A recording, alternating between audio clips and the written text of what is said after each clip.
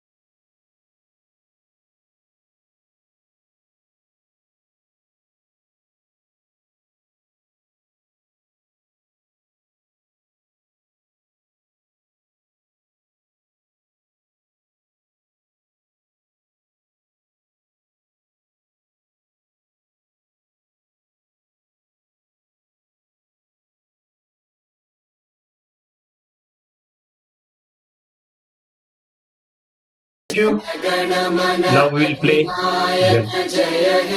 भारत भाग्य विधाता पंजाब सिंध गुजरात मराठा हिमाचल यमुना गंगा उच्चल जलधि तरंगा तव शुभ नामे जागे तव शुभ आशीष मागे गाहे तो जय गाथा जन गण मन नायक जय भारत भाग्य विधाता जय हे जय जय जय जय जय जय हे भारत माता की जय जय थैंक यू एवरीवन बंदन हाँ thank you now it is time to have introduction and the information about our FEEP. So friends, we're briefing you how our journey has begun and how we are basically making things to happen for the industrial development as well as the social development and as well as the empowering entrepreneurial development within this country. Next slide.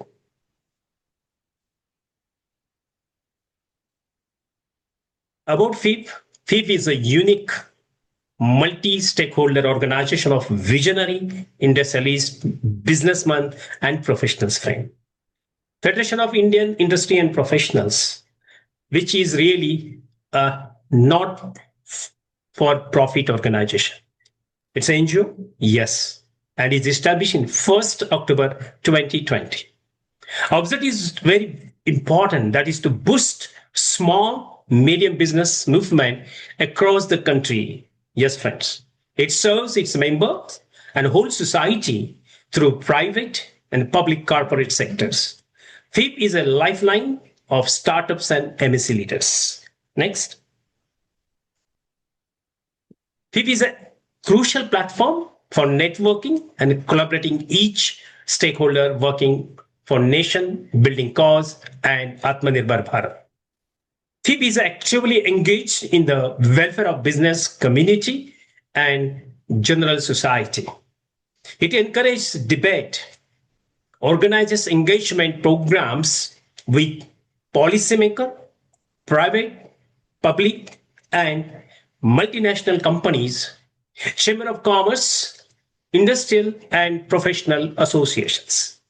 FEEP has created a cluster network around 40,000 plus GST practitioners and made available a platform for networking and consensus building.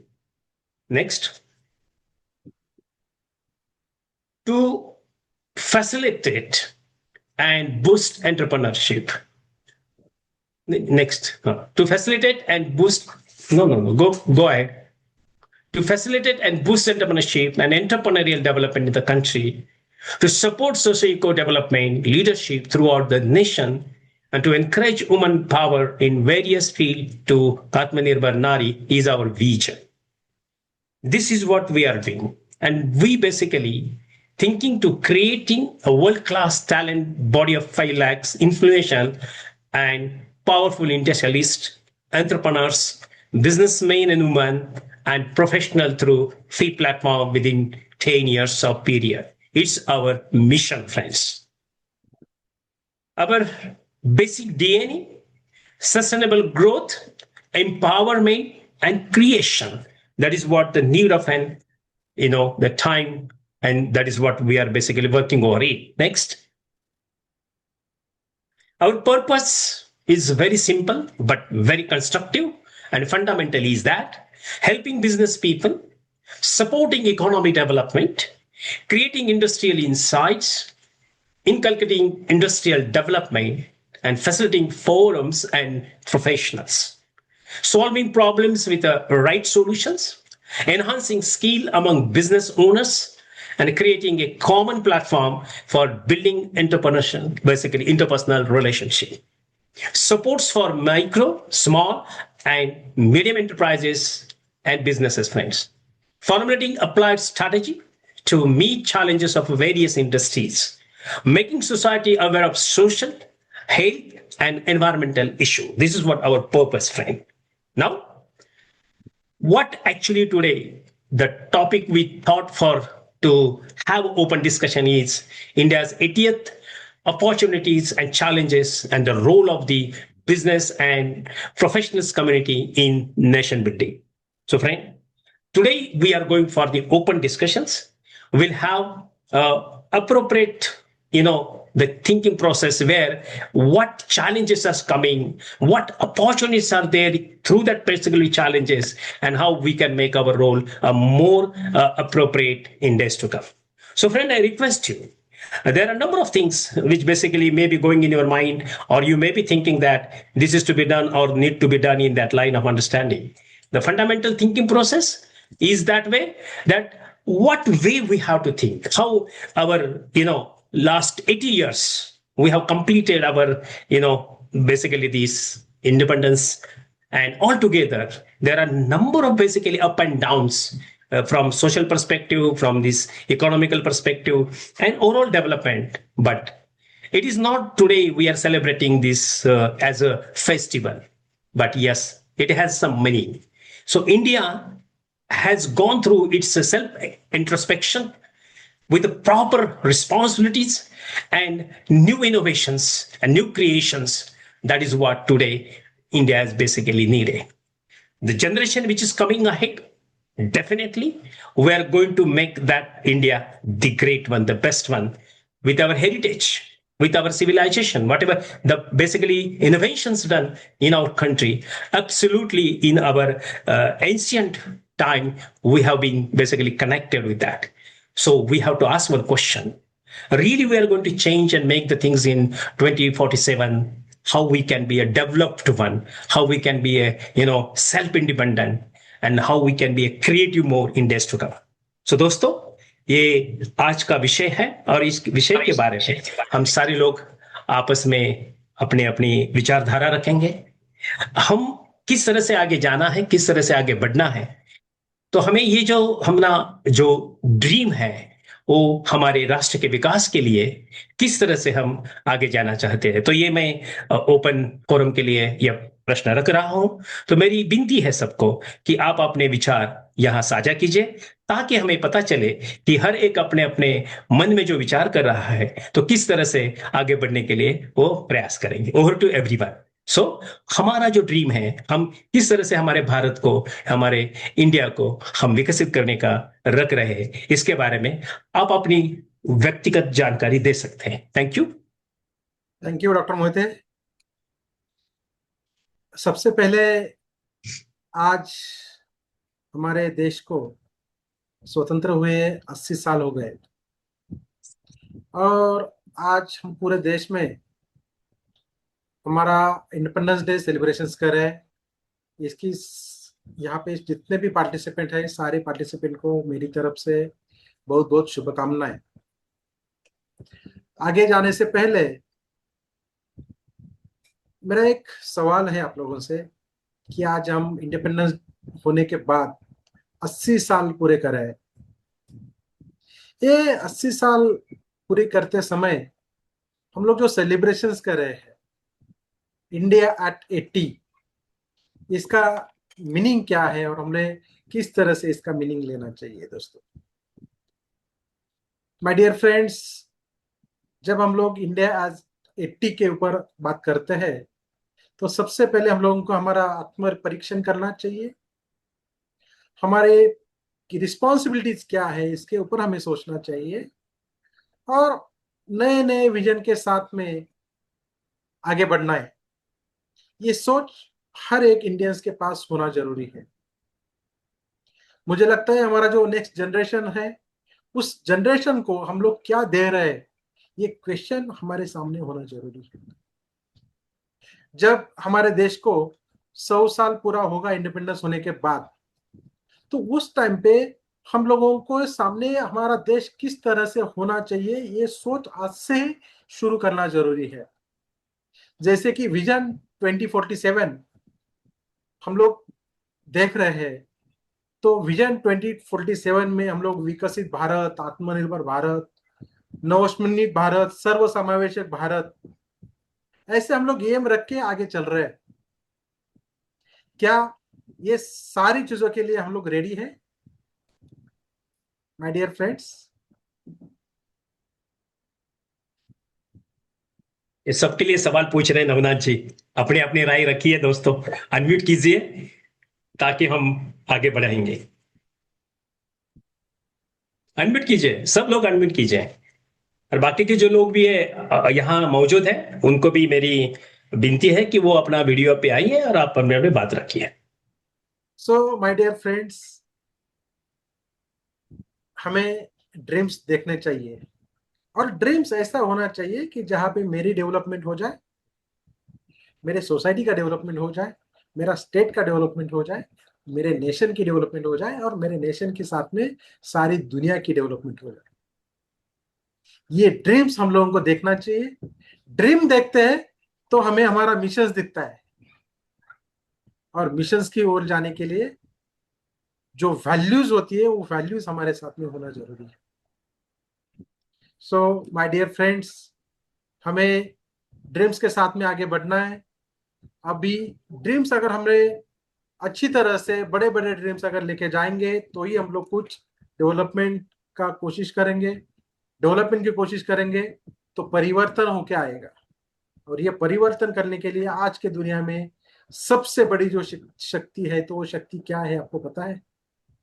तो आज की दुनिया की शक्ति है युवा शक्ति। आज का पॉपुलेशंस में से अगर हम लोग युवा का पॉपुलेशंस देखेंगे तो वो पॉपुलेशंस 50% से ज्यादा पॉपुलेशंस युवा है भारत में। और ये यूथ ही कल का हमारा देश का सबसे ज्यादा ताकतवान असेट देश के पास है। और ये असेट को अगर सही तरह से हम लोग लेके जाएंगे, जैसे कि टेक्नोलॉजी है, स्किल्स है, बड़ा बड़ा मार्केट्स है, ये अगर सही तरह से डेवलप हो जाए तो मेरे हिसाब से हमारा कंट्री का डेवलपमेंट होने के लिए इसे और ज्यादा क्या चाहिए। सो मैं आप सब लोगों को रिक्वेस्ट करता हूँ कि अपनी अपनी राय यहाँ पे आप रखिए, जिसमें टेक्नोलॉजी हो, युवा हो, एआई हो, तो ये सारी चीजों के ऊपर हम लोग वन बाय वन बात कर सकते हैं। यस शंतनु सर, आप कुछ बात करना चाहते हैं? फर्स्ट ऑफ ऑल सबको 80th इंडिपेंडेंस डे की शुभकामनाएं। आपका आवाज थोड़ा कम आ रहा है सर। अभी आ रहा है? यस। यस। सो नवनाथ जी, आपने बहुत प्रॉपरली मुद्दे पे बात की है, बिकॉज अपनी कंट्री सबसे ज्यादा युवा अपने कंट्री में है वर्ल्ड में। तो ये युवा शक्ति बहुत इंपॉर्टेंट है देश को आगे ले जाने के लिए। बिकॉज ये युवा शक्ति अगर सही मायने में प्रॉपर डायरेक्शन से अगर नॉलेज लेके अगर काम करे, हम्म, तो मुझे लगता है अपना देश नंबर वन, तो अभी थर्ड पोजीशन पे है, मुझे लग रहा है नंबर वन होने में कोई रोक नहीं सकता। सो मुझे लगता है कि युवा को गाइड करना ये हमारी जिम्मेदारी है। बिकॉज पहली पीढ़ी हमेशा बहुत स्ट्रगल करके ऊपर आती है।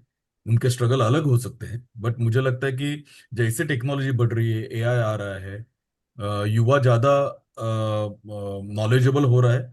But at the same time युवा को ये भी देखना है कि अपनी कैपेबिलिटी किस में ज्यादा है। बिकॉज आजकल युवाओं को युवा जो है उनको गाइड करना ये बहुत बड़ी जिम्मेदारी हो जाती है। बिकॉज उनका माइंड अभी हर जगह टेक्नोलॉजी की वजह से क्या बोलते हैं, बहुत सारी चीजें एक साथ आ गई है। तो उनको कम्युनिकेशन कैसा करना है, उनको उनका डिजिटली स्किल जो है उनको कैसे यूटिलाइज करना है प्रॉपरली। और इवन इवन मैं तो बोल दूं, लीडरशिप लीडरशिप भी उनको देने की जरूरत है।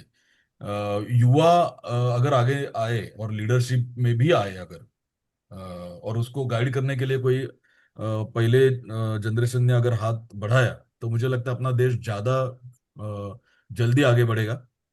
Because there are lot of jobs के चीजें होती है, कोई जॉब सीकर होता है, कोई जॉब क्रिएटर होता है, बट दोनों चीजें अपनी अपनी जगह अगर प्रॉपरली हैंडल की जाए, तो मुझे लगता है प्रॉब्लम पहचानना और सॉल्यूशन बनाना मतलब दोनों चीजें हैं। आपको प्रॉब्लम पहचानना भी पड़ेगा और सॉल्यूशन उस पे क्या है वो बनाना भी पड़ेगा। तो मुझे लगता है यही सब चीजें अगर हम प्रॉपरली मेंटेन करें, तो मुझे लगता है युवा शक्ति एक राइट मायने में अपने देश को आगे ले जा सकती है। तो मुझे लगता है कि अभी ये 80th इंडिपेंडेंस डे है, बट अपना जो 100th इंडिपेंडेंस डे आएगा 90 I think 2047 I think so, if I am not mistake. Yes 2047 हाँ, सर। तो मुझे लगता है कि उस वक्त अपनी सेंचुरी जब होगी तो वी आर द उसके पहले ही हम नंबर वन होने की कोशिश करेंगे। तो ये युवा शक्ति बहुत इंपॉर्टेंट है, आपने परफेक्टली राइट बोला है sir. Thank you. Yes Mohite sir, आपके लिए मैं एक सवाल पूछना चाहूंगा कि हमारे देश में, जहां तक मैं सोच रहा हूँ, टेक्नोलॉजी एंड एआई, इसमें बहुत सारी अपॉर्चुनिटी है। और ये opportunity education, health, agriculture, businesses, economy, government, इसमें बहुत सारे चेंजेस लेके आ सकती है। आपको क्या लगता है इसके बारे में? धन्यवाद नवनाथ जी, आपने सवाल तो सही उठाया है। लेकिन आज जब मैं युवाओं से बात करता हूं, सुबह ही मैंने एक युवा से बात की। वो डिजिटल प्लेटफॉर्म पे बहुत तगड़ा काम कर रहा है। तो वो एआई का सहारा लेके जो काम हफ्ते भर में होने वाला था, वो खाली 15 मिनट में करके मुझे प्रैक्टिकल दिखाया उसने। तो ये सोच रहा है कि एमएसएमई जो है, एमएसएमई में हर एक ओनर अपने हिसाब से थिंकिंग करके बिजनेस चला रहा है, लेकिन उसके पास टेक्नोलॉजी का अभाव है। टेक्नोलॉजी अपने अपने रिक्वायरमेंट के हिसाब से वो यूज कर रहा है, लेकिन सही तकनीक अगर वो अपनाए एआई के माध्यम से, और ये जो नवा जो विचार आ रहा है कि टेक्नोलॉजी ऑटोमाइजेशन की बात जो हो रही है, हम ऑटो पायलट बिजनेस की बात करते हैं। ऑटो पायलट बिजनेस कब होगा?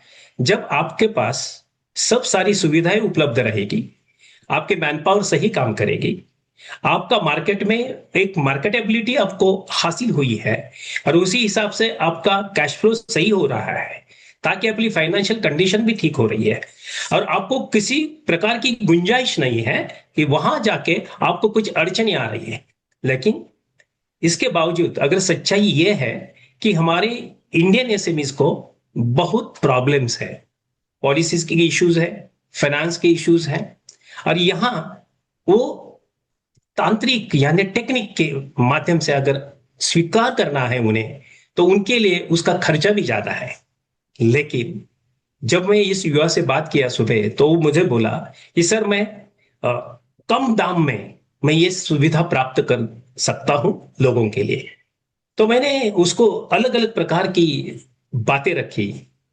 पहली बात मैंने रखी कि जो भी आज उद्योजक है, स्मॉल एंटरप्रेन्योर स्पेशली, उनके लिए प्रॉब्लम है, वो ऑडिट नहीं कर पाते।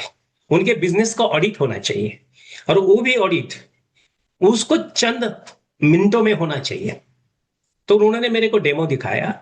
ऑपरेशन अगर इंडस्ट्री है, मैन्युफैक्चरिंग इंडस्ट्री है, अगर मशीन में कहीं उनको कोई अड़चन आती है, तो वो मशीन का खाली फोटो लेते हैं, यानी वो जो भी कुछ प्रोसेस मशीनरी है, वो फोटो अपलोड करते हैं एआई के माध्यम से, और वो पूरा एआई उसको एनालिसिस करते उसके सॉफ्टवेयर, उसने सॉफ्टवेयर बनाया है, और वो पूरा का पूरा ऑडिट करता है। लीकेज है क्या, कुछ फॉरेन मटेरियल उसको इंटरवेंशन कर रहा है, सेफ्टी के हिसाब से देख रहा है, उसका लाइफ के हिसाब से देख रहा है। यानी पूरा का पूरा एआई इतना बढ़िया काम कर रहा है, लेकिन हमारी मानसिकता उसे स्वीकार करने के लिए अभी तक उतनी नहीं हुई है। जितने एमएनसीज कंपनी हैं, बड़े बड़े कारपोरेट्स हैं, वो खर्चा कर पाते हैं, लेकिन हमारा छोटा उद्योजक वो नहीं कर पाता।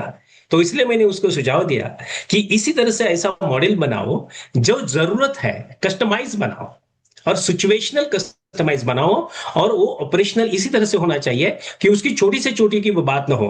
अगर उसको आप सॉल्यूशन दे पाएंगे, क्योंकि सॉल्यूशन की जरूरत है। प्रॉब्लम तो हर एक के पास है, आपके पास है, मेरे पास है, लेकिन सॉल्यूशन के हिसाब से अगर एआई का अगर वर्कआउट करेंगे हम, तो बहुत बढ़िया हम सॉल्यूशन दे सकते हैं। ये बात मैंने सुबह टेक्नोलॉजी के हिसाब से की, और आगे जाके मैंने उसको दिया कि इसका प्रशिक्षण होना चाहिए, इसका ट्रेनिंग होना चाहिए। ये हमारे हिंदुस्तान में प्रॉब्लम ये है कि बाहर से कुछ थॉट प्रोसेस आती है, और वो हमें पूरा का पूरा गुमराह करने का प्रयास करते हैं, और एक डर पैदा निर्माण करते हैं। ये डर का पैदाइश नहीं होनी चाहिए।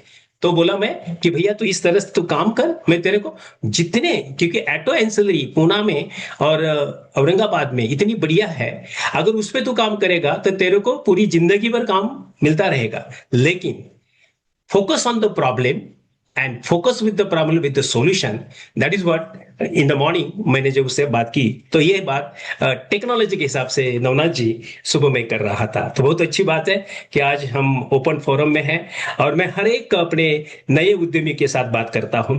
उसका तो छोटा बिजनेस है, अभी उसके पास 4 एम्प्लॉयज हैं और वो बहुत टैलेंटेड है। मेरे छोटे बच्चे का वो दोस्त है, इसलिए वो उससे मेरे कनेक्ट हो गया। तो आज सुबह की बहुत सही बात है तरह तो से एग्जाम्पल टेक्नोलॉजी। देके सर आपने बताया, काफी अच्छा एग्जाम्पल देके आप एक्सप्लेन करने की कोशिश कर रहे हैं।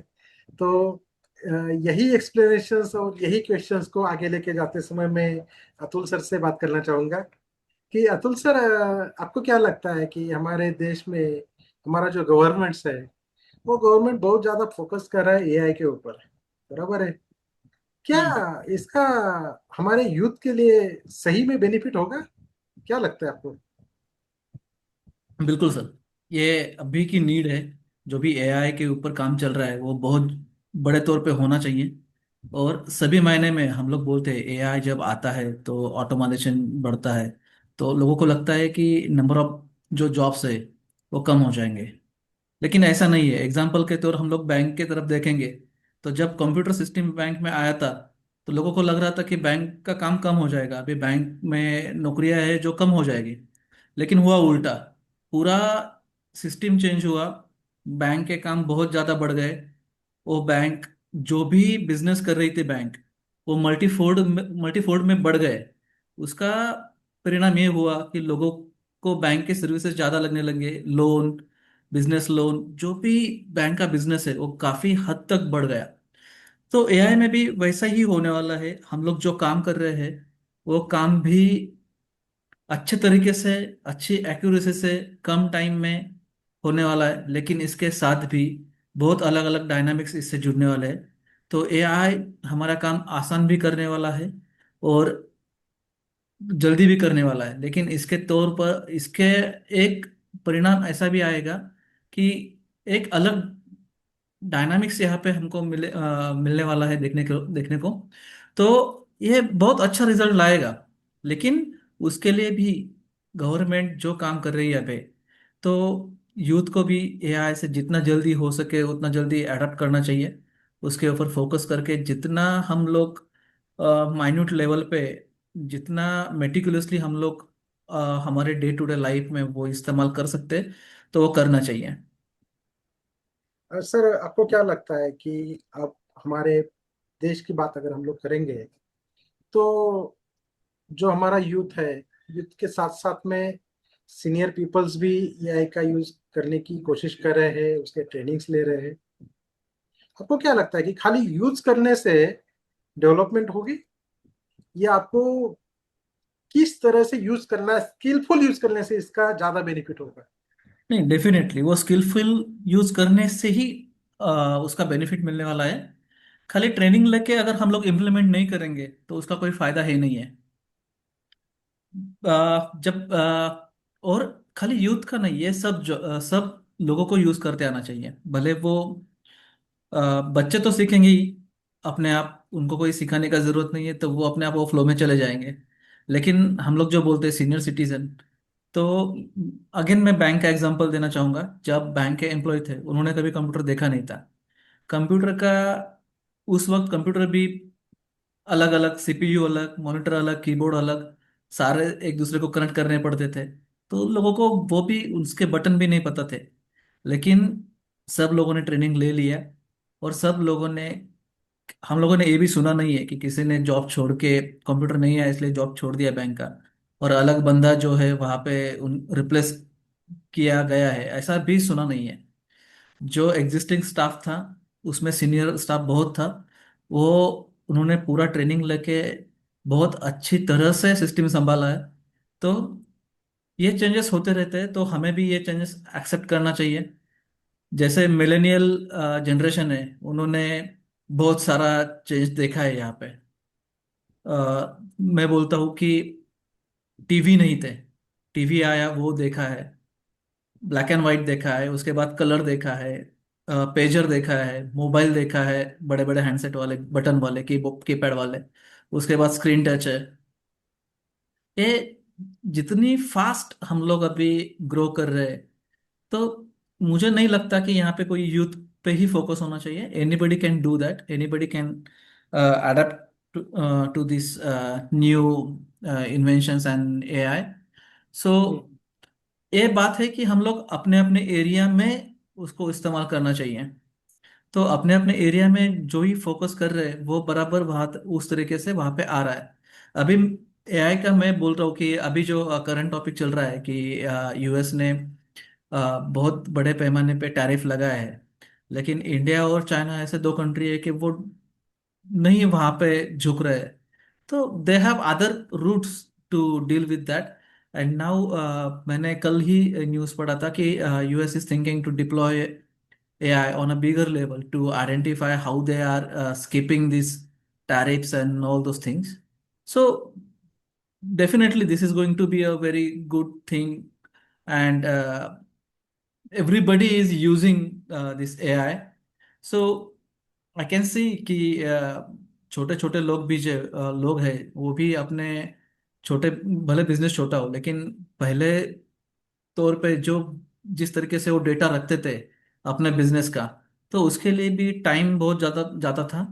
Now they can simply put it in their mobile handset with application and analyse the data for their business analytics.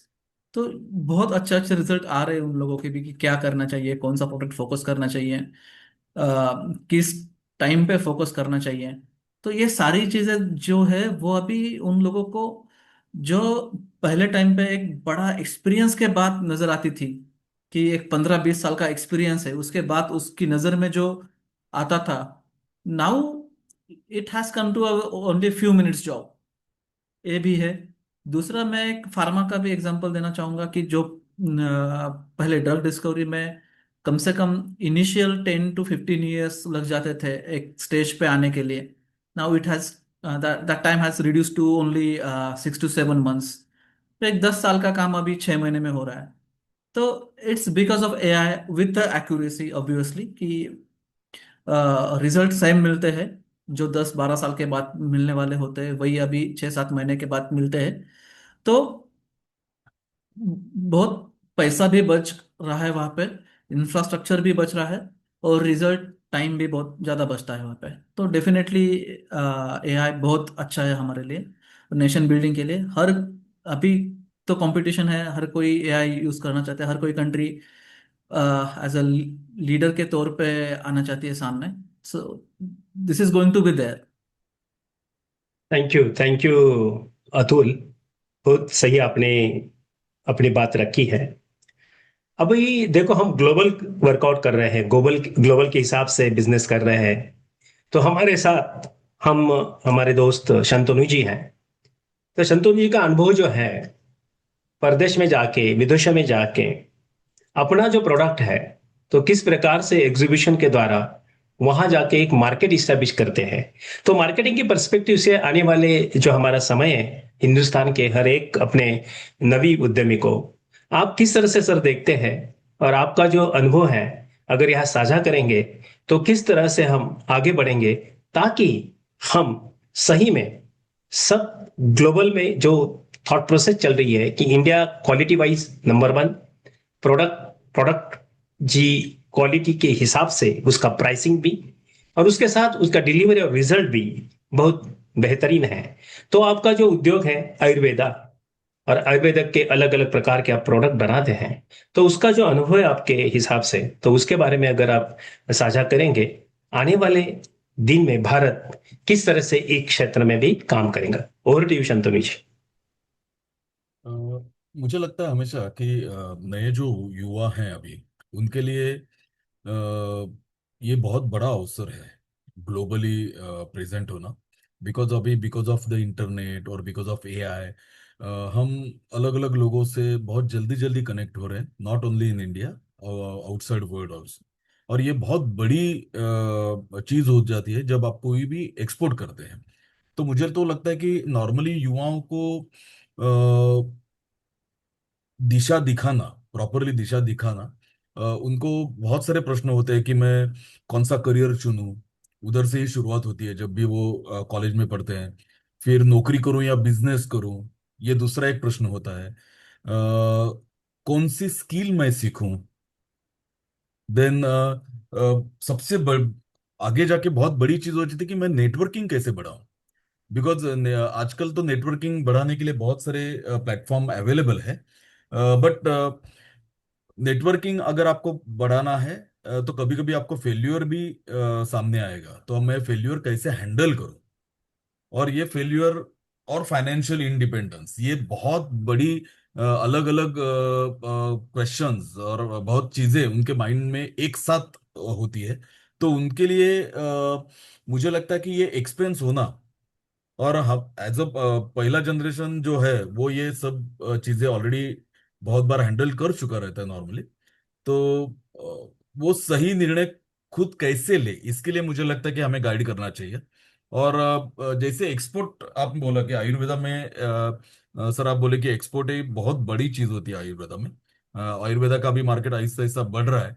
But अगर आपका नेटवर्किंग प्रॉपर नहीं है, आप अगर प्रॉपर लोगों से कनेक्ट नहीं कर रहे हैं, तो शायद आपको एक्सपोर्ट बढ़ने के लिए बहुत सारी मुश्किलों का सामना भी करना पड़े।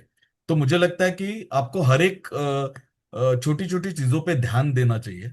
युवाओं को कोई भी चीज, छोटी चीज रहे उस पे काम करना चाहिए। और छोटी चीजों पे, छोटे आइडियाज पे, इनोवेशन पे जितना वो काम करे, उतना ऑटोमेटिकली एक बड़ा मार्केट उनके लिए ऑलरेडी ओपन है, उसमें वो अच्छी तरह काम कर सकते हैं। तो मुझे लगता है ये quality of work is important, गुणवत्ता आप में होनी चाहिए। और फेल्योर जो भी है होता है इससे डरना नहीं है। बिकॉज बिजनेस का मतलब बिजनेस का एक बहुत बड़ा एक पहलू भी है कि कभी कभी आपको फेल्योर भी सामने आएगा। बट यू शुड अंडरस्टैंड कि हाउ आप कैसे उसको हैंडल करते हैं। कभी कभी आपको किसी किसी चीजों के लिए शायद किसी से गाइडेंस भी लेना पड़े। तो उस पे भी काम करना बहुत इंपॉर्टेंट है। तो मुझे लगता है ये सब चीजें एक साथ अगर युवा हैंडल करे, तो ग्लोबली उसका अप्रोच, उसका प्रेजेंस, उसका नॉलेज, उसका इनोवेशन, ये हर एक चीज वो वर्ल्ड में पुटअप कर सकता है और वो आगे जा सकता है। बढ़िया। दूसरी चीज मैं एग्रीकल्चर एस्पेक्ट से आपसे पूछना चाहता हूँ। Ayurveda is based on the soil because wherever that herbs entire concern forestry now decaying rightly because there is no proper forest. But yeah, somehow we are maintaining. The biggest challenge to your Ayurveda business is what? And how you people are trying to overcome from the challenges? Over to you. देखिए क्या होता है challenges तो हर जगह है, भले वो आयुर्वेदा रहे, इंजीनियरिंग रहे, कुछ अलग सेगमेंट रहे, चैलेंजेस अपनी अपनी जगह होती है। आयुर्वेदा में एक तो Ayurveda, it is very old science. India का, भारत का सबसे जुना आयुर्वेदा ये साइंस है। तो मुझे लगता है कि अभी हम अलग अलग चीजों को मतलब देख रहे हैं कि समझो पिज्जा खा रहे हैं, ये खा रहे हैं, वो खा रहे हैं, बट नेचुरली कोई भी चीज मिलना। फॉर एग्जाम्पल पहले हमें मोरिंगा के ट्रीज बहुत जगह दिखते थे, अभी वो दिखना कम हो रहा है, तो ट्रीज भी आहिस्ता आहिस्ता दुर्मिल हो जाते हैं, मतलब दिखना Right. कम होता है तो उसका डिमांड बढ़ जाता है। सी, जो चीज कम दिखती है वो ज्यादा बिकती है Hmm. ज्यादा बिकती है, that is logic behind that. तो हमें लगता है Right. कि हमें प्लांटेशन करना चाहिए, केमिकल फ्री अगर कुछ रहे तो उस पे काम करना चाहिए, और उस पे काम हो भी रहा है। मैं ऐसे नहीं बोलूंगा Hmm. कि काम नहीं हो रहा है, lot of things are now improving. और मुझे लगता है कि ये एक स्टेज है कि this is the turning point मैं बोलूंगा आयुर्वेदा के लिए। कि आयुर्वेदा को एक अच्छा खासा प्लेटफॉर्म मिला है ग्लोबली, अपना प्रेजेंस ज्यादा अच्छी तरह दिखाने का। क्वालिटी मेंटेन करना ये बहुत बड़ी चीज होती है आयुर्वेदा में। तो मुझे हमेशा लगता है कि जितना क्वालिटी ऑफ वर्क आप काम करोगे, जितना क्वालिटी ऑफ रॉ मटेरियल आप यूज करोगे, जितना प्लांटेशन अच्छा करोगे, पोल्यूशन फ्री अगर कोई एरिया है जिधर आप प्लांटेशन ज्यादा करोगे, तो ऑटोमेटिकली आपका प्रोडक्ट क्वालिटी अच्छा ही रहेगा, और जितना प्रोडक्ट क्वालिटी अच्छा उतना मार्केट अच्छा। ये सिंपल है। बात ऐसी है कि केमिकल जो यूटिलाइज किए जाते हैं सॉइल में, हम्म। और ऑर्गेनिक एंड इनऑर्गेनिक जो फार्मिंग है, तो इसका असर कितना पड़ता है अपने आयुर्वेदिक बिजनेस पे? एक्चुअली पढ़ता तो है, क्योंकि क्या होता है कि अब आजकल तो बहुत जन बोलते हैं organically, organically prove, organically planted, but वो एक्चुअल ऑर्गेनिकली ग्रोन करते हैं क्या, उसमें वो भी एक इम्पॉर्टेंट है। तो उसमें बहुत सारे सर्टिफिकेशंस होती है, अलग अलग ऑर्गेनिकली जो सर्टिफाइड इंस्टीट्यूट्स है वो आपको सर्टिफाइड करती है। तो ये भी इम्पोर्टेंट है कि जो भी ऑर्गेनिक प्रोडक्ट बोल रहे हैं उन्होंने वेदर वो हिसाब से उन्होंने सोचा है क्या।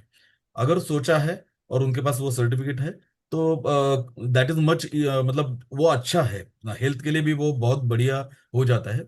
हर बार मैं ऐसे नहीं बोलूंगा हर चीज ऑर्गेनिक हो सकती है, because it is not possible.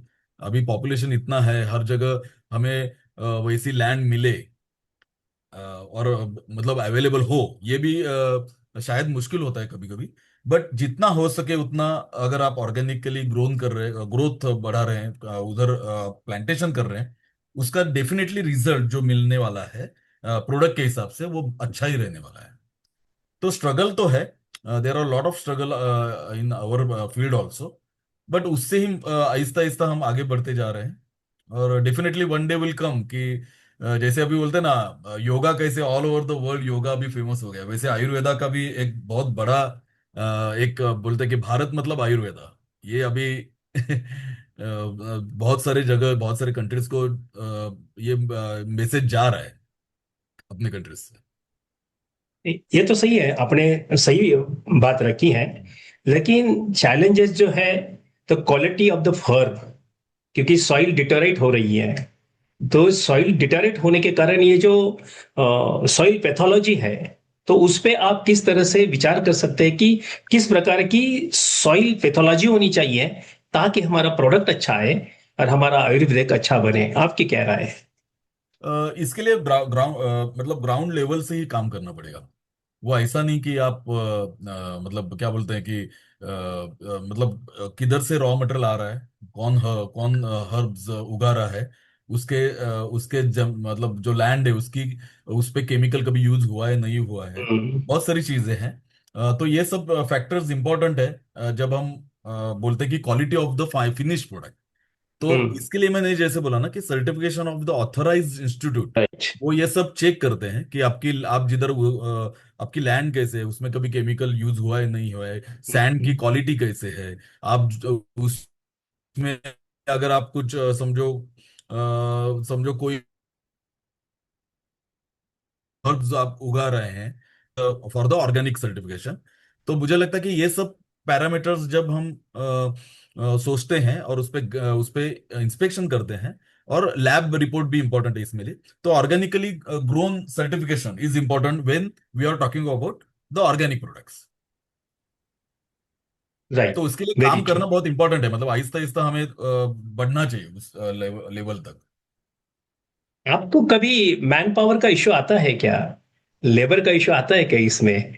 क्योंकि everybody is now facing, engineering facing, IT is having challenges in a different dimension.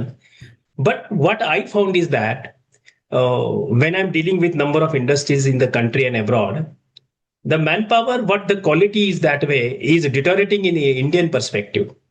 I'm not talking from foreign perspective, but what ever I am looking, मैं जो देखता हूँ, बच्चे जब आ रहे हैं, graduate हो रहे हैं, पोस्ट ग्रेजुएट हो रहे हैं, MBA हो रहे हैं, लेकिन वो जब आते हैं तो उनके पास डिग्री का डॉक्यूमेंट होता है, लेकिन उनके पास ज्ञान नहीं होता, कौशल्य नहीं होता। तो इसके बारे में अगर हम सोचते हैं कि किस प्रकार की ये पूरी की पूरी जो अड़चन हो रही है इंडस्ट्रीज को, क्वालिटी मैन पावर नहीं आ रही है, इसके लिए अलग अलग प्रकार के हमारे स्कीम्स भी हमारे सेंट्रल गवर्नमेंट ने, स्टेट गवर्नमेंट में चलाई हैं, skill India, skill development programs नहीं। पर एक्चुअल जो वास्तव है, यानी ग्राउंड लेवल का वास्तव है, ये वास्तव बहुत अलग है कि people are graduating, people are making themselves masters, but I am sorry, lacuna इतना बड़ा है कि वो सच में नहीं दे सकते क्वालिटी थॉट प्रोसेस, इंटरव्यू में अपने बारे में नहीं बोल सकते। तो मुझे एक सबको सवाल है, आप एक एक करके अगर देंगे तो मुझे विश्वास है आप आपके क्षेत्र के हिसाब से, शंतनु आपके क्षेत्र के हिसाब से, नवनाथ जी आपके क्षेत्र के हिसाब से, और वैसे ही हमारे अतुल जी और बाकी हमारे जो मेहमान आए हैं यहाँ, वो भी अपने अपने हिसाब से रख सकते हैं कि how we can overcome from this manpower quality skill issues, though we are doing lot of schemes in our country. Over to everyone, please, one by one. Doctor साहब, अपने इतना इम्पोर्टेंट इशू रेज किया है कि there is no limit, sky is the limit. इतना लेकिन बड़ा सच्चाई तो issue है आज इंडस्ट्री का। हाँ, अगर तो इसके सही लिए मायने में क्या करना पड़े, बताइए, आपके हिसाब से बताइए। अगर सही मायने में आप जो प्रॉब्लम्स बता रहे हैं, तो वो प्रॉब्लम्स को ओवरकम करना है तो मल्टीपल रिस्पॉन्सिबिलिटीज आर देयर। तो कोई भी चीज अपने फैमिली से जब स्टार्ट होती है ना, तो पहले बेसिक में जाना जरूरी है। बेसिक में जाओ कि घर से, अपनी हर एक चीज घर से स्टार्ट होती है। अपने फैमिली में क्या हो रहा है, जब बच्चा छोटा होता है ना, तो उसको क्या कल्चर मिलता है, वो कल्चर के हिसाब से वो बनता है, उसके हिसाब से उसकी डेवलपमेंट होती है। ये तो सही है ना? ये तो सही है, मैं मानता हूं संस्कार very very important, no doubt, culture is a fundamental thing of the development. तो आपने जो संस्कार जो वर्ड किया है ना, ये संस्कार एग्जैक्टली फिट होता है आपके करियर में, वो एंटरप्रेन्योरशिप हो या प्रोफेशनलिज्म हो। तो वहां पे संस्कार करने की जरूरत है। अगर वो संस्कार सही तरह से होता है तो मेरे हिसाब से हर एक पर्सन सही तरह से लायक बन सकता थोड़ा है। आपको जब टोकता जब हूं है यहाँ, ना, थोड़ा थोड़ा यहाँ टोकता हूं। हाँ, जो एजुकेटेड है, जो अच्छी खासी अपनी फैमिली को सेटअप कर रहे हैं, उनके यहाँ ये बात मैं मानता हूं संस्कार की। लेकिन जो एक दिन का खाना भी नहीं मिल रहा है, ऐसे भी लोग हैं हमारे कि जो पढ़ रहे हैं लेकिन उसके पास स्किल एब्सेंस है, तो उनमें और इनमें बहुत बड़ी ये क्या है, डिस्टेंस है। ये चैलेंज है हमारे इंडिया का, सोशल डिफरेंसेस इतने बड़े हैं।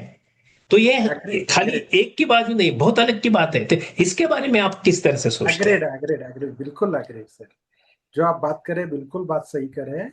जिनके पास पैसा है और जिनके पास पैसा नहीं है, ये दो कैटेगरीज में आप डिफाइन करें हो पर्टिकुलरली। लेकिन संस्कार ये चीज ऐसी है कि जो जिसके पास पैसा नहीं है उसके लिए भी एप्लीकेबल है, जिसके पास पैसा है उसको भी एप्लीकेबल है। वो संस्कार सही तरह से अगर बनता है तो आपकी डेवलपमेंट कहीं रुकने वाली नहीं है। और कौन बोलता है जिसके पास पैसा नहीं उसको संस्कार करने की जरूरत नहीं? और कौन बोलता है जिसके पास पैसा है उसको संस्कार करने की जरूरत नहीं? जरूरत हर एक जिंदा पर्सन की है, जिसके ऊपर संस्कार होना जरूरी है।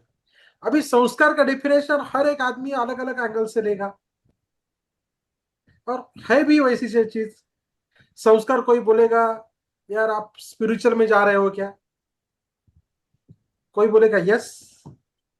मैं बोलता हूं आप आपका जो प्रोफेशन है, आपका जो करियर है, उसके लिए भी संस्कार की जरूरत है। और ये संस्कार में ये सारी चीजें कवर हो जाती है, जहां पे आपका फंडामेंटल एजुकेशन है, एकेडमिक एजुकेशन है, आपका प्रोफेशनल एजुकेशन है, आपका स्किल डेवलपमेंट है, आपका प्रैक्टिकल एक्सपीरियंस है। तो ये सारी चीजों में से ये संस्करण हो जाता है। आप जहां पे लेकिन काम इसके करते लिए हो ना, लेकिन आप इसके लिए नवनाथ जी, एक फंडामेंटल है वैल्यूज, मूल्य।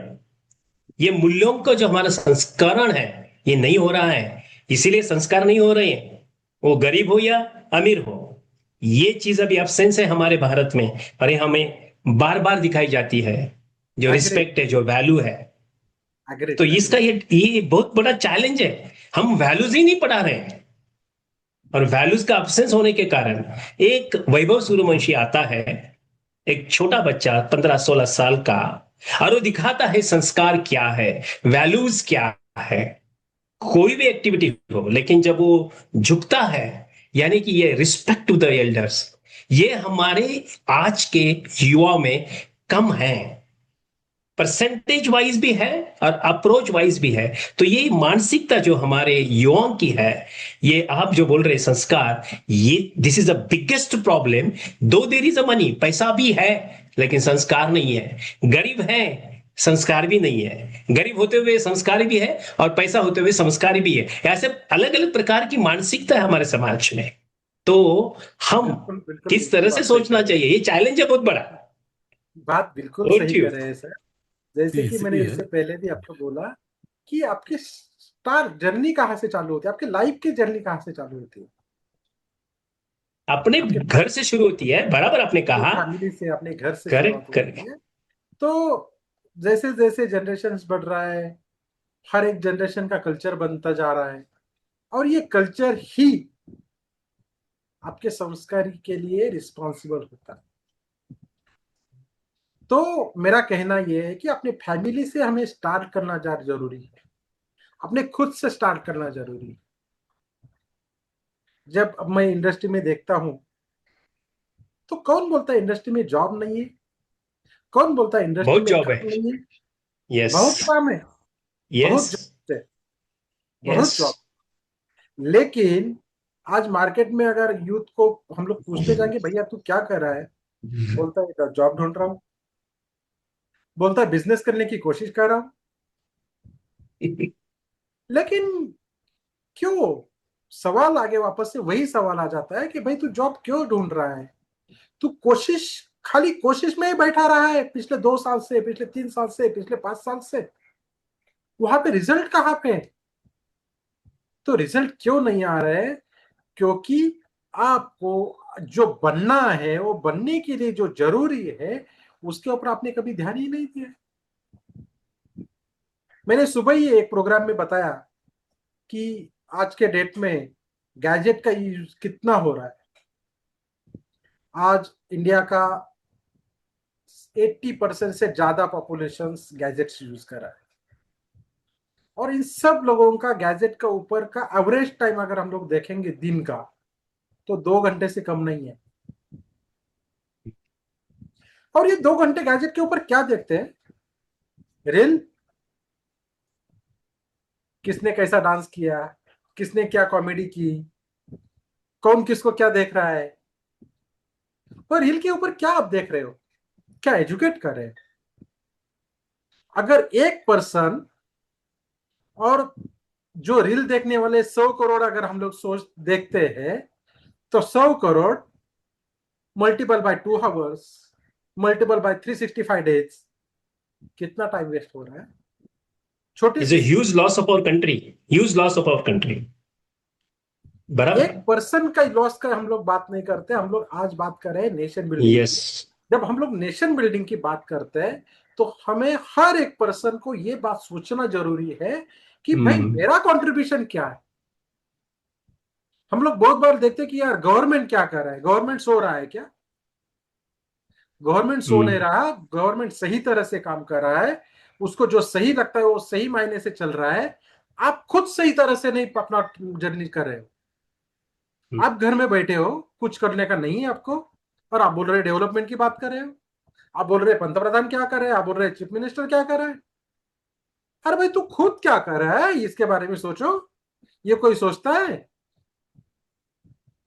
देखो, मैं देख रहा हूं आपने सही बात, पिछले सही 80 बात साल आपने, से हम लोग डेवलप हो करेक्ट रहे हैं, डेवलप हो रहे हैं, डेवलप हो रहे करेक्ट हैं। करेक्ट। नहीं, आपने सही बात फरमाई है। मुझे वही बात आगे लेके जानी है। हम एकता की बात करते हैं, मूल्यों की बात करते हैं, रिस्पॉन्सिबिलिटी की बात करते हैं, और सिविलाइजेशन की बात करते हैं, सिविलियन अप्रोच की बात करते हैं। हमारे हिंदुस्तान में हमने देखा कि अलग अलग प्रकार के हम स्कीम्स लाते हैं। Clean India, clean no cleanliness के बारे में लाया हमने। झाड़ू हाथ में लेके हम स्वच्छता का अभियान करते हैं। तो मुझे ये बताइए कि आज हमारे हिंदुस्तान में ये सारी चीजों की जरूरत स्कूल से शुरू होती है। हम स्कूल में ये नहीं पढ़ा रहे हैं। ये सिविक सेंस जो है, वो अगर कचरे के डब्बे में कचरा जाना चाहिए, हम नहीं पढ़ा रहे हैं, क्योंकि हम ही डाल रहे हैं रास्ते पे जाके। तो मुझे ये बताइए कि आने वाले दिनों में हमारा हिंदुस्तान एक अलग प्रकार के मूल्यों का अगर खुद को अवगत करेगा, तो हम एक जवाबदार नागरिक बन सकते हैं। तो इसके बारे में मुझे आप सबसे राय चाहिए, क्योंकि ये सवाल खाली एक आदमी का उत्तर का नहीं, जवाब का नहीं है, लेकिन सारे लोगों की फीलिंग का होगा, अपने इमोशन का होगा, अपने रिस्पॉन्स, अपने कल्चर का होगा। जो हम बोल रहे हैं ना, culture, the culture outcome is that कि कचरा फेंकना है, रास्ते पे नहीं फेंकना, ये कल्चर की बात है, मैनरिज्म है ना। तो इसके बारे में आप सभी लोगों की राय क्या है, एक एक अगर हमें बताएंगे, क्योंकि ये बहुत महत्वपूर्ण सवाल है और सबके लिए है। Over to you, one by जैसे कि one. Mohite thank you. Sir, मैंने इससे पहले भी बताया कि हम लोग अगर हमारे खुद के पास से स्टार्ट करते हैं तो ये बहुत इजीली हो जाएगा। मान लीजिएगा मेरा फैमिली है, मेरे पास मेरे घर में मेंबर्स है, मैं, वाइफ, मेरे पिताजी, दो भाई, उनके बीवियां, उनके बच्चे, ऐसे कुल मिला के मान लीजिएगा मेरा 13 लोगों का परिवार है।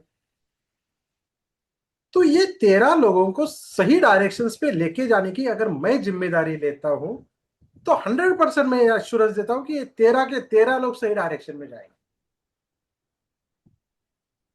स्टार्ट मुझे करना पड़ेगा, एक आदमी को स्टार्ट करना पड़ेगा जहां से आपकी फैमिली ड्राइव होती है। अगर फैमिली सही तरह से अगर आपकी काम करेगी, तो वो फैमिली ही आपकी एक नेशन बिल्डिंग में काम करेगा। जैसे कि मैं खुद का एग्जांपल देता हूं, मेरा बड़ा बेटा है ध्रुव, उसको 8 कक्षा से मैंने कोशिश की है कि भाई तू एकेडमिक के ऊपर फोकस कर रहा है, कोई प्रॉब्लम नहीं है, फोकस होना चाहिए, लेकिन एकेडमिक के साथ साथ आप अदर एक्टिविटीज में भी आपका इन्वॉल्वमेंट रखना जरूरी है। तो पिछले 2 साल में उसने बहुत सारे ऑर्गेनाइजेशन के साथ में काम किया, अपने फिप के प्लेटफॉर्म के ऊपर भी उसने काम किया। उसको जब भी मौका मिलता रहा, जहां जहां लीडरशिप करने की मौका मिलेगा, वहां वहां पे लीडरशिप करने की कोशिश की। हर एक इंडस्ट्री में, फूड इंडस्ट्री में जाने की कोशिश की, वहां पे देख के क्या चल रहा है वो देखने की, सीखने की कोशिश की। आईटी इंडस्ट्री में उसने जाके देखने की कोशिश की कि भाई यहाँ पे क्या चल रहा है। उसने एग्रीकल्चर में जाके, ग्राउंड पे जाके काम करने की कोशिश की कि किस तरह से एग्रीकल्चर बनता है, किस तरह से कल्टीवेशन होता है, किस तरह से वो उसका हार्वेस्टिंग होता है, किस तरह से उसका मार्केट लिंकेज है, ये समझने की कोशिश की। इसके साथ साथ में उसने जाके कॉर्पोरेट इंडस्ट्री में भी जाके देखा कि यहाँ पे किस तरह से काम होता है।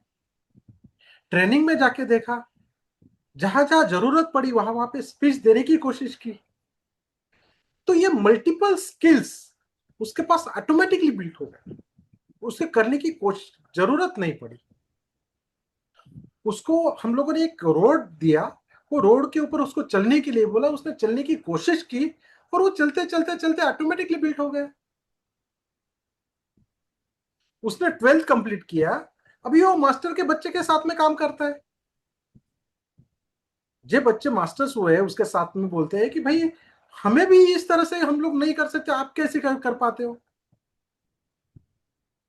अभी उसका यूएस यूनिवर्सिटी में एडमिशन हो गया, तो वहां पे स्कॉलरशिप कितना मिलना चाहिए उसको, 50% स्कॉलरशिप मिल गया, just because of the development, very nice. Just because of the culture. मैं यहाँ पे बोलता हूँ कि ये हर एक पर्सन ट्रू के लिए ट्रू ट्रू। पॉसिबल। हम लोग कोशिशें नहीं करते, हम लोग राइट डायरेक्शन देते नहीं, किस डायरेक्शन से उसको जाना चाहिए वो डायरेक्शंस घर से दिखाना चाहिए। अगर घर में दिखाने राइट। की कैपेबिलिटीज नहीं, जैसे कि आपने इससे पहले भी बोला कि पुअर पीपल से, पुअर पीपल के लिए हमारा गवर्नमेंट काम करता है, एनजीओ काम करते हैं, हमारे जैसे फेडरेशन जैसे। तो यहाँ सही। फेडरेशन जब लोगों के पास जाता है, फेडरेशन के लोग चले जाते हैं, तो वहां पे से सामने से रिस्पॉन्स मिलने वाला कितना है। सर मेरे साथ आप बहुत दिनों से काम कर रहे हैं, आपने क्या एक्सपीरियंस किया है। बहुत अच्छा। हम बहुत लोग प्रैक्टिकली देने की आप जब कोशिश करते हैं तो सामने वाले देने के की माइंड में कोशिश सबसे पहले ये आता है कि भाई इसका बेनिफिट इसमें क्या है। क्या है, बराबर। हम तो देने के लिए तैयार हैं। तो सबसे पहले हमें अपनी सोच के ऊपर काम करना जरूरी है। करेक्ट। अगर हम सोच सही तरह से सही रूट से लेके जाएंगे, हम्म। यस, हम दुनिया की सबसे बड़ी ताकत बन सकता है। हमारा सही कंट्री कहा। दुनिया का सबसे बड़ा पावरफुल बन सकता सही कहा आपने। है। जैसे कि शंतनु शंतु। सर ने इससे यस। पहले बोला कि हम लोग अभी थर्ड पोजीशन में है, फोर्थ पोजीशन हम्म। पे है। हाँ। 2024-7 2047 में जब हमें इंडिपेंडेंस होके 100 साल सेलिब्रेट करेंगे ना, हाँ, मुझे विश्वास है हम लोग नंबर 1 पे होंगे। वो तो है, वो तो है, वो तो है। शंतनु जी, आपकी राय क्या है मूल्यों के बारे में, अपने इस आज की युवा पीढ़ी के संस्कार के बारे में जो बात हो रही है? तो जो नवनाथ ने अभी दोहराया, बहुत बढ़िया उन्होंने एग्जाम्पल दिया खुद के बच्चे का, और वो सही भी हमने देखा भी है, और ही groomed in front of us. So over to you Shantanu ji. Navnath ji ने बहुत अच्छी तरह एक्सप्लेन किया, बिकॉज संस्कार घर से ही चालू होते हैं, और घर के बाहरी संस्कार को हम यूज कर सकते हैं, बच्चे यूज करते हैं घर से ही। माँ बाप ऐसे दो है कि जो संस्कार आपको दे सकते हैं प्रॉपरली। मुझे लगता है कि स्वस्थ युवा और स्वस्थ समाज, और अगर ये दोनों चीजें स्वस्थ रहे, अच्छी रहे, तो ही स्वस्थ राष्ट्र निर्मित होती है। और स्वस्थ राष्ट्र निर्मित जब होती है तो विकसित भारत की एक बोलते हैं ना कि विकसित भारत हो सकता है। तो हमारे इसमें जैसे बोलते हैं ना कि ओज से ऊर्जा और तेज से नेतृत्व नेतृत्व, और अगेन अपना संस्कार पे बात चल रही है, तो संस्कारों से राष्ट्र निर्माण। तो मुझे लगता है जब हम संस्कार पे बात कर रहे हैं, तो राष्ट्र निर्माण तभी हो सकता है जब संस्कार अच्छे हो। क्योंकि और मुझे लगता है युवा बहुत अच्छी तरह हैंडल कर सकता है, और वो कर भी रहा है बहुत जगह। ऐसा नहीं कि बिकॉज देखिए, युवाओं के सामने अभी अलग अलग समस्याएं हैं, और हमें उसको जानना चाहिए। एक तो एक ठहराव, मानसिक ठहराव जो होता है ना, कि मुझे ये चीज करनी है, ये थ्रू आउट करनी है, right from start to end करनी है। ये हमारे हमारे वक्त हम फोकस करते थे। अभी क्या हो रहा है, बिकॉज ऑफ टेक्नोलॉजी, अलग अलग अलग चीजें बहुत ज्यादा हैमर हो रही है जेंजिस पे, युवाओं पे। तो उनको कभी कभी ऐसा होता है कि मैं एक काम कर रहा हूं तो वो आधा रख के वो दूसरा काम कर रहे हैं, jack of all trade and master of none. ये बहुत बड़ा प्रॉब्लम युवाओं के सामने अभी है। तो इसके लिए अगर कंट्रोल माइंडसेट में, अगर माइंड कंट्रोल करना है, तो उधर अच्छी तरह माइंड कंट्रोल करने क्या आता है, तो संस्कार आता है। आप अगर संस्कार में से उन्हें उन्हें बताएंगे कि आपको कैसे फोकस करना है, आपको आगे करियर कैसे बढ़ाना है, और आपको कैसे आगे जाना है, ये आप अगर आप उनको बता सकते हैं, तो मुझे लगता है कि वो अच्छी तरह राष्ट्र निर्माण के लिए भी, और ऑब्वियसली विकसित भारत के लिए भी, ये जो युवा हैं वो बहुत फायदेमंद साबित होने वाले हैं आगे जाके। और हमारी सेंचुरी, मैं बोला ना, खाली 2047, 100 साल हमारा भारत जब इंडिपेंडेंस सेलिब्रेट करेगा, तो मुझे लगता है कि हम कुछ नहीं, से हमें कोई नहीं रोक सकता, बिकॉज ऑफ दिस युवा। यस सर, इसको मैं आगे जाके चीज एक्सटेंड करना चाहता हूँ। यूथ को अगर सही डायरेक्शंस में लेके जाना है, और यूथ का सही तरह से अगर हमें यूज करना है, तो रिस्पॉन्सिबिलिटी आगे जाके हम पे ऊपर आ जाती है। हम पे ऊपर मतलब क्या है? वो लोग बिजनेस करते हैं, हम लोग प्रोफेशनल है ना। जो इंडस्ट्रियलिस्ट है, जो बिजनेस कर रहे हैं, उसकी बहुत बड़ी जिम्मेदारी बन रही है यहाँ पे। उनका खुद का बिजनेस अगर उसको एस्टेब्लिश करना है, डेवलप करना है, तो उसको बिजनेस को डेवलप करने के लिए उसको टीम को भी अच्छी तरह से ट्रेन करना जरूरी है। अगर वो सही तरह से उसके टीम को ट्रेन नहीं करेंगे, तो उसके बिजनेस का जो प्रोडक्शन है, उसका जो सर्विसेज है, वो सही तरह से वो डिलीवर नहीं कर पाएगा। तो मैं ये कहूंगा कि अगर सही तरह से हमें हमारे देश की डेवलपमेंट्स की बातें करना है, तो जो देश की डेवलपमेंट होती है वो 3 पार्ट में हो जाती है, तो वैसे 4 पार्ट में हो जाती है। ये एक बिजनेस, प्रोफेशनल्स, एग्रीकल्चरलिस्ट, साइंटिस्ट्स और रिसर्चर्स, ये 5 स्टेप्स में हम हमारी देश की डेवलपमेंट की पास देखते हैं। और 6वां चीज है अपना पॉलिटिक्स। पॉलिटिक्स के ऊपर बात करने के लिए बहुत सारे प्लेटफॉर्म्स हैं, लेकिन मैं यहाँ पे बात करना चाहूंगा कि अगर हमें हमारे यूथ को सही डायरेक्शंस में लेके जाना है, तो हम जैसे उद्योजक, व्यावसायिक जो लोग हैं, उन्होंने जो स्किल्स डेवलपमेंट्स है, एम्प्लॉय लोगों के हो या यूथ के हो, उनके लिए ट्रेनिंग हो, अप्रेंटिसशिप हो, तो इस तरह से हम लोगों को गाइडेंस करना चाहिए, प्रॉपरली हैंड्स ऑन देना जरूरी है। एक्चुअली इंडस्ट्री की जो नीड है, वो नीड के हिसाब से हमें लोगों को ट्रेन करना पड़ेगा। और अगर हम लोग इन यूथ को ट्रेन नहीं करेंगे तो वो लोग वैसे की वैसे रहेंगी, उनकी सोच भी चेंज नहीं होगी। उनकी सोच चेंज करनी है तो हमें ये इंडस्ट्रियल से, प्रोफेशन से, एग्रीकल्चर से हमें थोड़ा सा आगे बढ़ के हमारा जो प्रॉफिट के लिए हम लोग काम करते हैं ना, वो प्रॉफिट से थोड़ा ऊपर जाके सोचना पड़ेगा कि ये प्रॉफिट के साथ साथ में मुझे जो मेरी फैमिली है, जो मेरे एम्प्लॉयज है, जो मेरे कस्टमर्स है, जो मेरे वेंडर्स है, उनके बारे में भी सोचना जरूरी है। आपको देश डेवलपमेंट करने के लिए देश का पंतप्रधान होने की जरूरत नहीं है, आपको एक सही नागरिक होने की जरूरत है। अगर वो सही नागरिक अगर हम लोग देश के बनते हो, सही सिटीजनशिप अगर हम सही तरह से हमारे जो रिस्पॉन्सिबिलिटीज है वो रिस्पॉन्सिबिलिटीज को लेके आगे जाएंगे ना, तो मेरे हिसाब से हमारे देश को आगे लेके जाने के लिए इसके अलावा दूसरी कोई चीज नहीं चाहिए। जस्ट यू रिस्पॉन्सिबल फर्स्ट, इसके ऊपर काम करना वेरी ट्रू, वेरी ट्रू, जो आपने सही फरमाया है।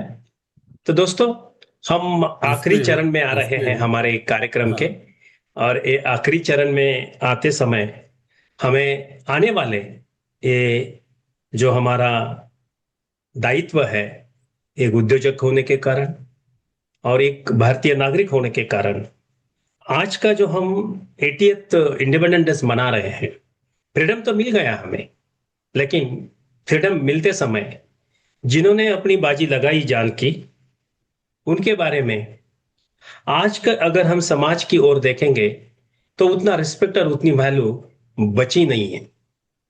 ये क्यों हो रहा है, क्या हो रहा है, मुझे पता नहीं है, लेकिन ये ट्रांसफॉर्मेशन ऑफ द हिस्ट्री है क्या? ये अपना इतिहास को दोहराने की बात होती है, और हिस्ट्री रिपीट्स इटसेल्फ वैसे बोले जाता है।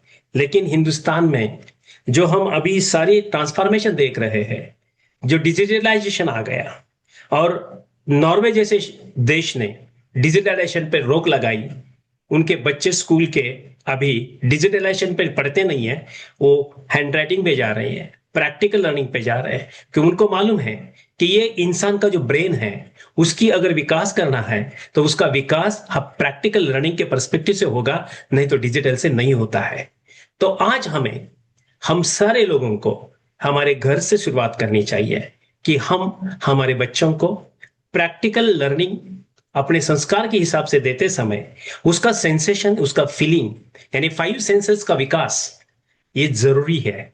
और यही फंडामेंटल हमारे अगर हम घर से शुरू करेंगे तो आने वाली पीढ़ी हमारी संस्कारित हो जाएगी, क्योंकि ये आज की जरूरत है। इसलिए आज का जो 80th हम सेलिब्रेशन कर रहे हैं इंडिपेंडेंस का, तो हम हर एक जन अपने मन में यह रखेंगे कि yes, we will work with the culture of our country. हमारे हेरिटेज इतने बड़े हैं, हमारी संस्कार इतने बड़े हैं कि हम वसुधैव कुटुंबकम की बात करते हैं, तो वही है सच में। क्योंकि अभी अभी जो गेम हुए, जो कॉमनवेल्थ के गेम हुए, वहां एक वीडियो एक जारी किया, वहां की एक हाउसकीपर ने एक दिखा दिया कि भारत अलग कैसा है। भारत के बारे में अलग अलग प्रकार की मानसिकता लोगों ने अनेक अनेक अपने देशों में बनाई थी और हमें नीचा दिखाने का प्रयास किया था। लेकिन जब वो हेड हाउसकीपर थी और हमारे सारे स्पोर्ट्समैन जो वहां रुके थे, उनके कमरे में वो गई पहले तो शॉक हो गई कि वो साफ सुथरा सही सब ठीक ठाक रख के वो रूम पूरी की तैयारी थी, यानी उनको जाके वहां क्लीनिंग की जरूरत नहीं थी। तो वो बोली होगी शायद ये प्लेयर जो है वो सही होगा, संस्कारित होगा, इसलिए उसने अपनी रूम रखी होगी।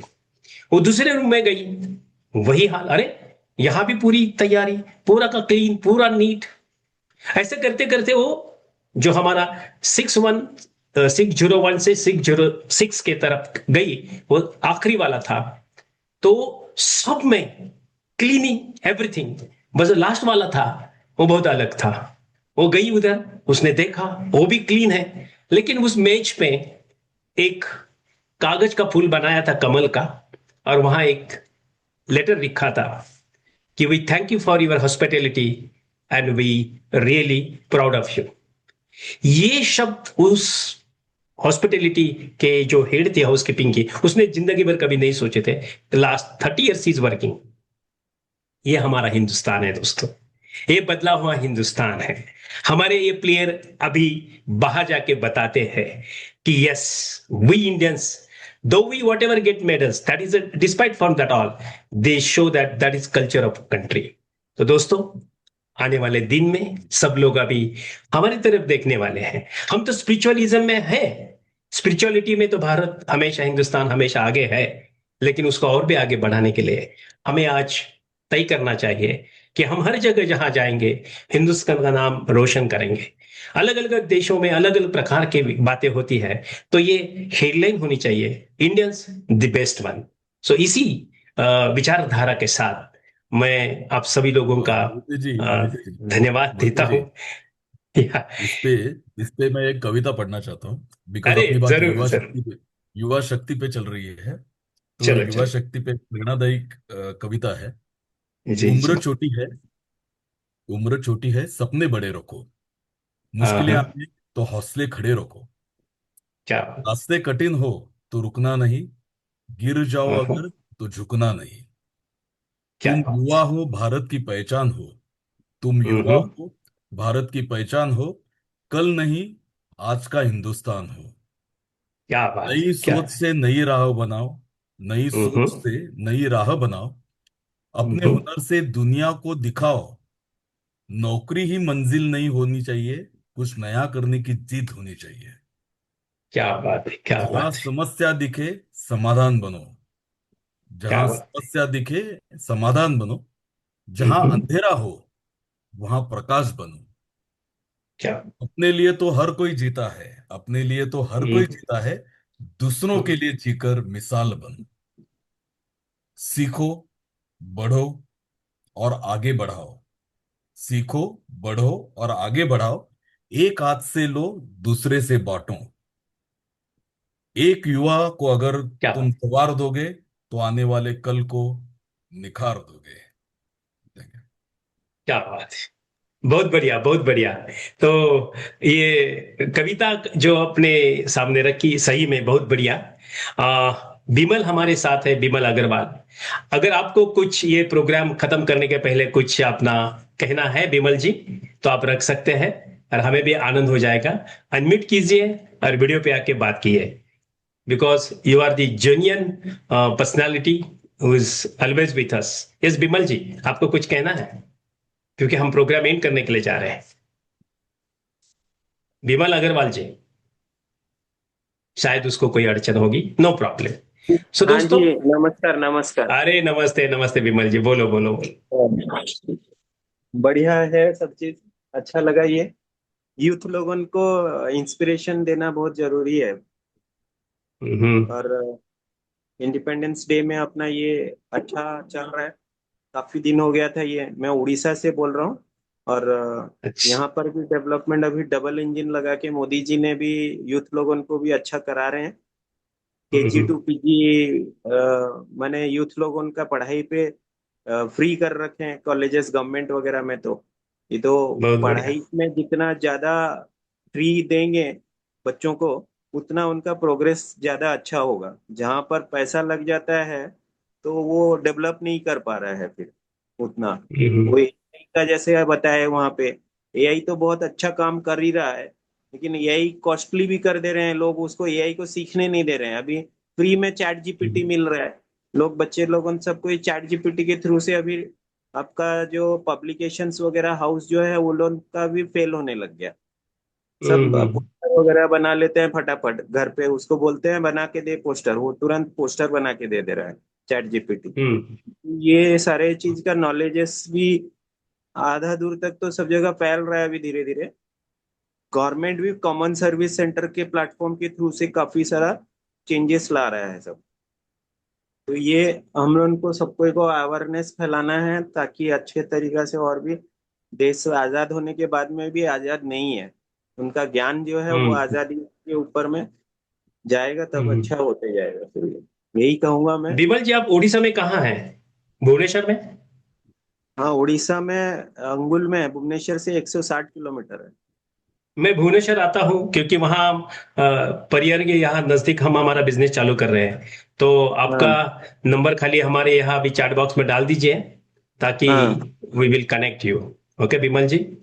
हाँ, बढ़िया रहेगा। उड़ीसा में अभी भुवनेश्वर में भी मेरे बेटी को मैं बीबीए का एडमिशन कराया हूँ गवर्नमेंट का उत्कल यूनिवर्सिटी में। मैं भी वही चाहता अच्छा, हूँ एसोसिएट होके कुछ बिजनेस को ग्रूम करने के लिए, बढ़ाने के लिए भी हम जरूर लोग। जरूर। तुम्हारा ये मोबाइल नंबर नहीं तो मेरा नंबर लिख लीजिए, 776-898। एक मिनट लिख सर। रहे हो क्या? हाँ लिखो हाँ, लिख लिखो। रहा हूँ। 776 776 898 898 1355। 1355। हाँ यस यस, डॉक्टर मोहिते फीप करो। और हाँ हमारे नवना सर का नंबर वही है, आपको दिख हाँ। रहा होगा, उनका हम्म। नंबर डिस्प्ले है। रघुनाथ जी ठीक है से ना? तो मेरा बात होते रहता है, हम लोग काफी दिन से एसोसिएट हैं। जब फिप बना था तो हम लोग फिप में वो बोले मुझे, फाउंडर मेंबर मुझे थे। मालूम नहीं था हाँ विमल जी, लेकिन उन्होंने बोला। तो हाँ हम आने वाले हैं, अरे mostly next week I am flying to Orissa. Okay. हाँ सारे हिंदुस्तान में तो ये मेरी कंपनी है AK specially gases private limited, उसके द्वारा मैं उसका मेंटर हूँ। और आई एम हाँ। Very happy to tell everyone that we are expanding in the world. So बढ़िया होगा सर। हम लोग भी ये फिप का भी मेरा बहुत दिन से प्रोजेक्ट है कि उड़ीसा में फिप का एक बनाएंगे बोल के अपने प्रोफेशनल के तो लिए। करो, आप प्लान करो, हम आपके साथ हाँ रहेंगे। हे हमारे सब हाँ लोग आपके साथ रहेंगे, कोई अड़चन नहीं आएगी, ठीक है ना? हाँ ओके सर। हाँ। चलो। थैंक डॉक्टर साहब, सो पहले हम लोग कंक्लूड करते हैं आज का session. Yes yes, thank you very much. तो या मेरे वही वही हिसाब वही से हम। मेरे हिसाब से आज हम लोग जो डिस्कशन कर रहे थे ओपन फोरम के ऊपर, यस। इंडिया, भारत एट 80, मतलब हम लोगों ने 80 साल स्वतंत्र होने के बाद सही तरह से, सही मायने से हम लोगों ने हमारा जर्नी किया है। राइट। और ये जर्नी करते समय हम लोगों ने क्या देखा, क्या सोचा, इसके ऊपर हम लोगों ने बहुत सारी बातें की। अभी कंक्लूजन के टाइम पे मेरा एक सवाल है, या मैं कुछ कहने की बात करना चाहूंगा कि आज हम लोग federation of Indian industries and professionals के प्लेटफॉर्म के ऊपर बात कर रहे हैं। तो मैं चाहता हूं कि मैं आज यही बात करूं कि भारत का उद्योगी क्या कर रहा है, भारत का उद्यमी क्या कर रहा है, क्या बोल रहा है, भारत का प्रोफेशनल क्या कर रहा है, क्या बोल रहा है। सो ये सवाल जब सामने आता है तो आंसर ये मिलता है कि हमारा गवर्नमेंट हमारे लिए क्या करता है और हम गवर्नमेंट के लिए क्या करते हैं। तो ये गवर्नमेंट और उद्यमी, उद्योजक, प्रोफेशनल्स, इनका रिलेशंस किस तरह से होना चाहिए, इसके बारे में मैं एक 2 मिनट चिंतन कर रहा था। तो वो चिंतन के समय कुछ चीजें मेरी सामने आई कि सरकार जो है ना हमारा, वो सेंट्रल गवर्नमेंट हो या स्टेट गवर्नमेंट हो, वो नीतियां, सुविधाएं और बुनियादी ढांचा तैयार करती है। और हम जो उद्योग है, तो ये उद्योग जो है वो निवेश, रोजगार और नवाचार को बढ़ावा देता है, जबकि व्यावसायिक समुदाय ज्ञान और कौशल्य प्रदान करता है। ये तीनों के सहयोग से ही राष्ट्र निर्माण की प्रक्रिया तेजी से आगे बढ़ सकती है दोस्तों। तो ये सबसे इंपॉर्टेंट चीज आज के डिस्कशन में मुझे लग रही है और आगे जाके जब आज का इंडिया @80 से हमें सोचना चाहिए कि इंडिया एट 100 2047 में जब हमारा देश 100 साल स्वतंत्र दिन का मनाएगा तो हमें प्राउड फील होना चाहिए। तो वो प्राउड क्या फील होना चाहिए, आपको क्या लगता है? मुझे तो लगता है कि हम भारत ओनली इकोनॉमिकल डेवलपमेंट में नहीं जाना चाहिए। हमारा इंडिया एक का हर एक नागरिक, हर एक संस्था, हर एक उद्योग एंड पूरा सोसाइटी एक साथ आगे बढ़ने चाहिए, ऐसे मुझे लग रहा है। ये मेरा इनर ख्वाहिश है। तो आपको क्या लग रहा है सर? वैसा ही होना है और वैसा ही आगे बढ़ना है, यही आज का हमारा वादा है। और फिर आगे उसी विचारधारा से आगे बढ़ेगी। इस अनुरोध के साथ मैं सारे हमारे डायरेक्टर को और हमारे मेंबर्स को धन्यवाद देता हूं और आने वाले दिनों में फिर आहिस्ता आहिस्ता और आगे लोगों के पूरे के पूरे डेवलपमेंट में सहयोगी रहेगा, हम ये विश्वास रखते हैं। सो दोस्तों, आज का यह हमारा कार्यक्रम आप सभी के यहाँ होने से सही में संपन्न हुआ है। जो हमने सोचा था उसी तरह से जो भी हमने बातें की है, वास्तव बात है कि FIP is a practical and professional. So इसी तरह से मैं धन्यवाद देता हूं। विशेष करके आज के हमारे मेंबर बिमल जी आए, उन्होंने अपनी राय रखी और उन्होंने अपना एक विचार व्यक्त किया कि फिर उड़ीसा में क्यों ना हो जाए। यस, ये बहुत अच्छा विचार है, उसके साथ हम काम करेंगे। शंतनु जो हमारे बम्बई में होते हैं वो भी आज हमसे जुड़ गए, अच्छा लगा। और हमारे अतुल जी है, वो राजगुरु नगर से होते हैं, वो भी बिजनेसमैन है। संतोनी जी बिजनेसमैन है। और हमारे जो फाउंडर है आदरणीय नवनाथ जी, वो भी इसके उनका जो ड्रीम है वो फिप का बहुत अलग है, कि जो हम हमेशा बरकरार रखने का प्रयास करते हैं। लेकिन हमारा एक दोस्त आज कुछ ही कारण आया नहीं है, वो हमारे सीबी के सर, वो भी बहुत इंटेलेक्चुअल इनोवेटिव पर्सनालिटी हैं। जो उनका कंट्रीब्यूशन आज का जो उन्होंने सब्जेक्ट का पूरा मायना उन्होंने रखा था, बहुत बढ़िया उन्होंने हमें सहयोग किया है। और मैं सभी का आज धन्यवाद देता हूं और आप सबको फिर से 80th इंडिपेंडेंस की बधाई देता हूं। और यहाँ का आज का कार्यक्रम यहाँ मैं संपन्न करता हूं। धन्यवाद। जय हिंद, जय थैंक यू भारत। एवरीवन। जय हिंद, जय महाराष्ट्र। जय हिंद, जय महाराष्ट्र, जय भारत। क्या बात है। Thank you, thank you. या रिकॉर्डिंग बंद केलं